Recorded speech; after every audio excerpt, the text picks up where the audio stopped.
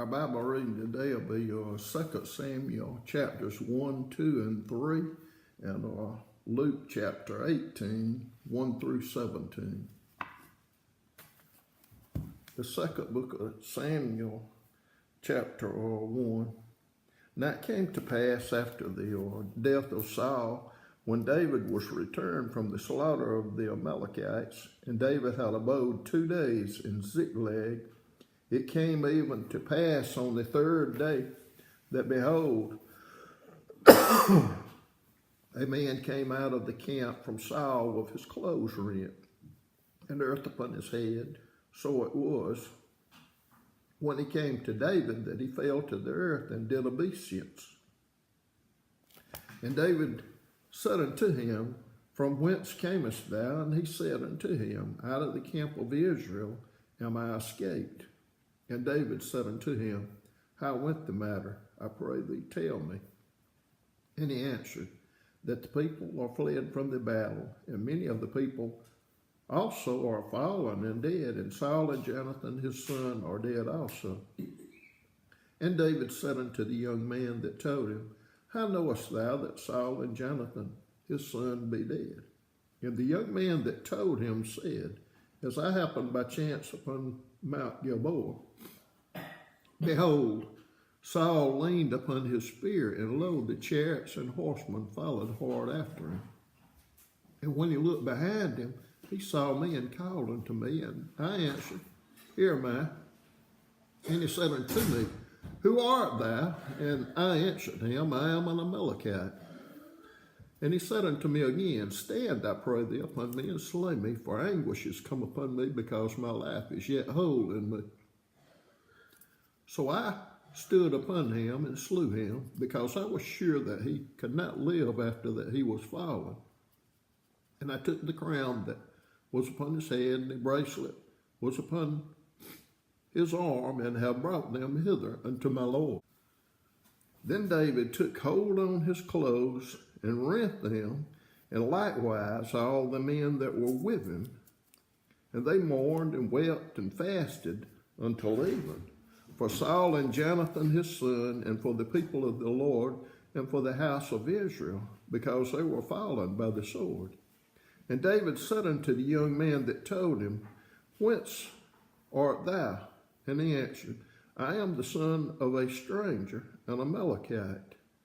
And David said unto him, How wast thou not afraid to stretch forth thine hand to destroy the Lord's anointed? And David called one of the young men, and said, Go near and fall upon him.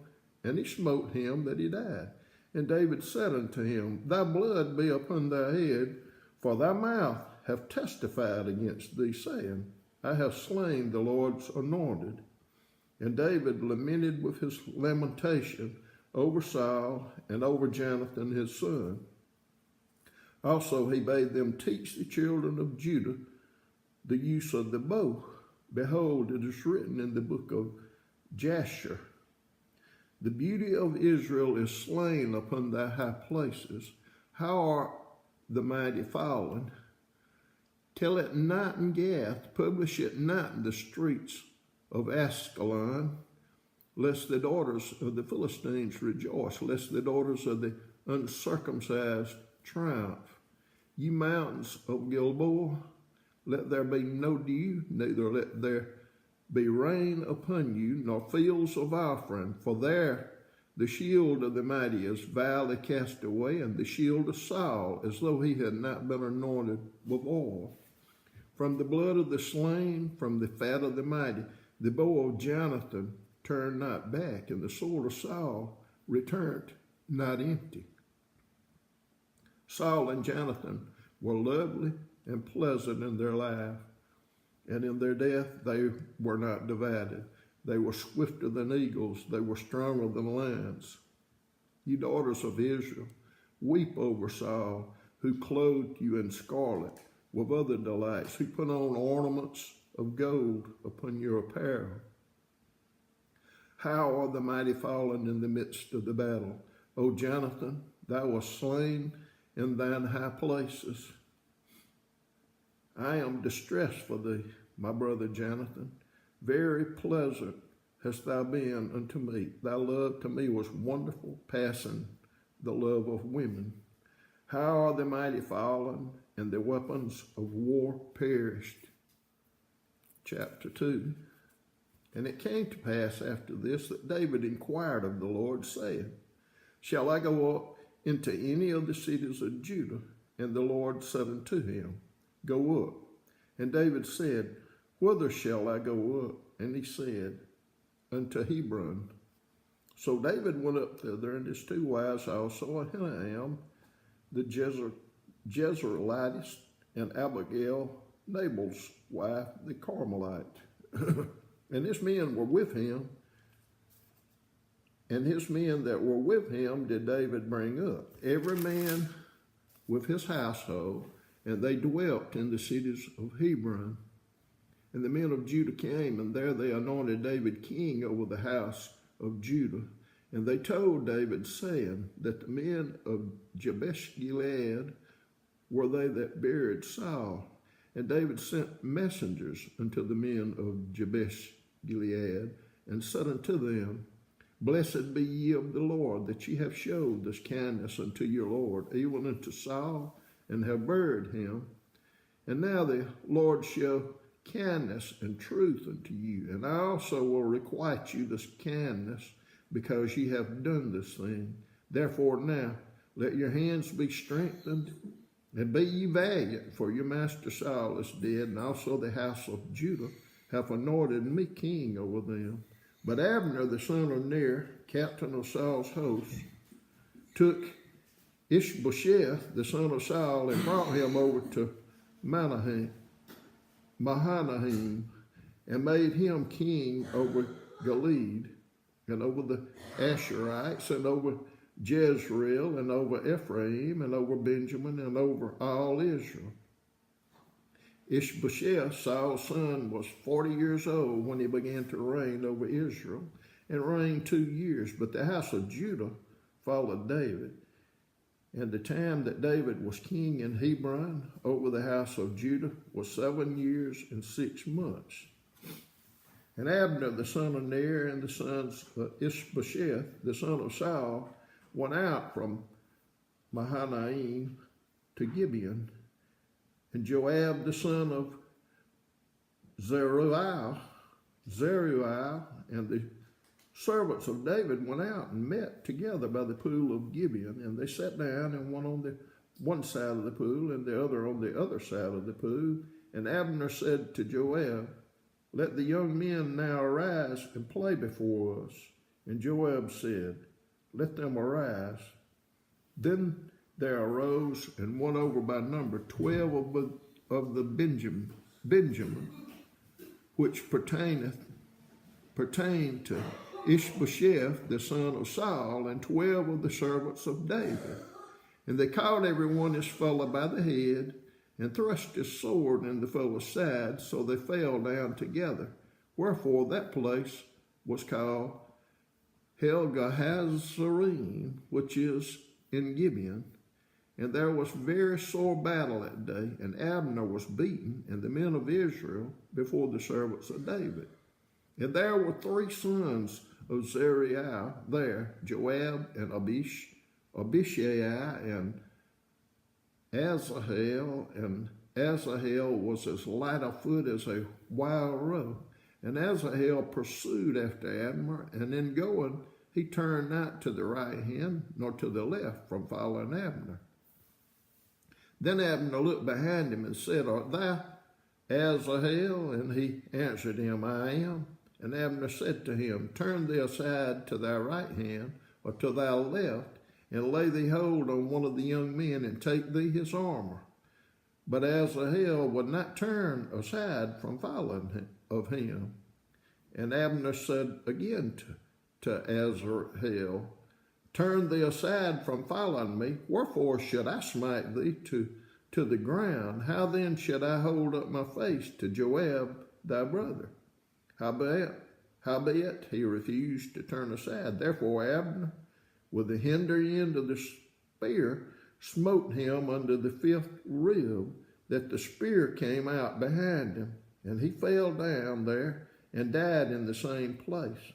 And it came to pass that as many as came to the place where Asahel fell down and died stood still. And Joab also and Abishai pursued after Abner, and the sun went down when they were come to the hill of Ammah that lie before Giah by the way of the wilderness of Gibeon.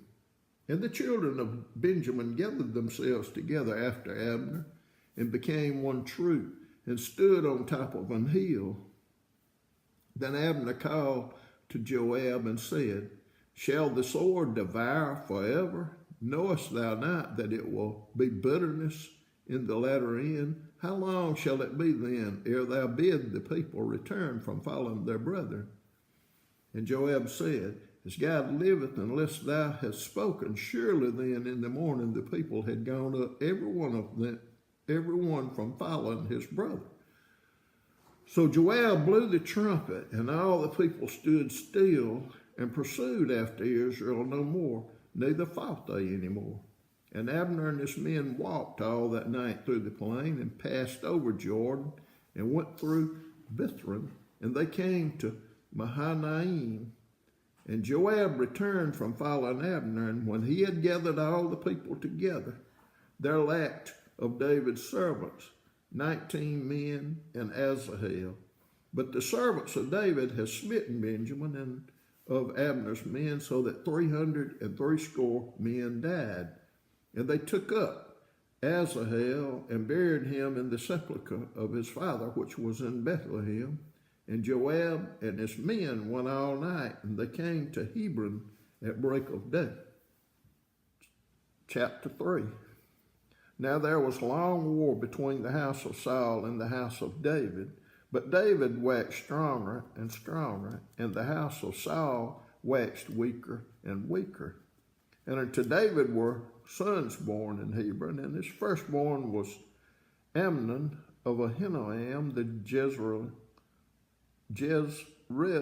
Jezreelitess, and his second Chileab of Abigail, the wife of Nabal the Carmelite, and the third Absalom, the son of Maacah, the daughter of Talmai, king of Geshur, and the fourth Adonijah, son of Haggith, and the fifth Shephatiah, the son of Abital, and the sixth Ithream by Eglah, David's wife. These were born to David in Hebron.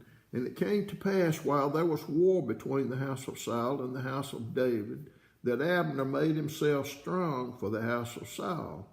And Saul had a concubine whose name was Rizpah, the daughter of Aiah. And Ishbosheth said to Abner, Wherefore hast thou gone in unto my father's concubine? Then was Abner very wroth for the words of Ishbosheth, and said, Am I a dog's head, which against Judah do show kindness this day unto the house of Saul thy father, to his brethren, and to his friends, and have not delivered thee into the hand of David, that thou chargest me today with a fault concerning this woman?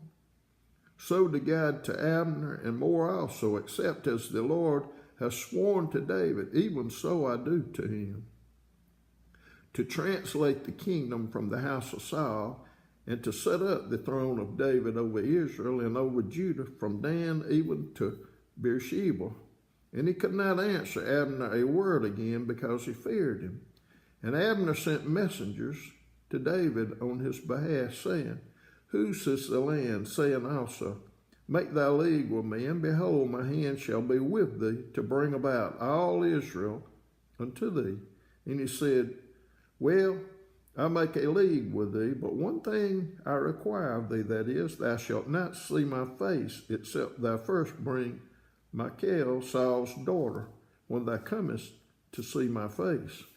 And David sent messengers to Ishbosheth, Saul's son, saying, Deliver me my wife, Michal, which I espoused to me for 100 foreskins of the Philistines. And Ishbosheth sent and took her from her husband, even from Paltiel, the son of Laish. And her husband went with her along, weeping behind her to Bahurim. Then said Abner unto him, Go return. And he returned. And Abner had communication with the elders of Israel, saying, Ye sought for David in times past to be king over you.